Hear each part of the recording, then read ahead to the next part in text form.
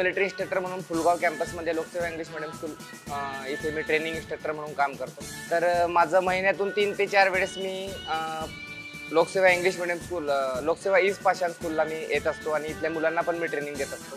इथल्या मुलांमध्ये कसं नवीन म्हणजे काहीतरी नवीन शिकायचं आहे त्यांना आणि काहीतरी नवीन शिकायचं म्हणून त्यांना त्या परेडमध्ये किंवा वेगवेगळ्या ज्या ॲक्टिव्हिटीज आहेत त्याच्यामध्ये खूप क्रेज असते। आपल्याला शिकायचं आहे तर ते आतुरतेने ते वाट बघत असतात की हो आज आपल्याला काय नवीन वेगळं शिकायला भेटेल असं म्हणजे विद्यार्थ्यांमध्ये मला बघायला मिळते। आणि नवीन म्हणजे आता 13 तारखेलाच आर्मी डेची जी परेड होती त्या परेड निमित्त आम्ही एक ग्रुप नेला होता। तर त्या ठिकाणी आम्ही परेडमध्ये 3rd प्राइज हे मुलींनी आणलेला आहे।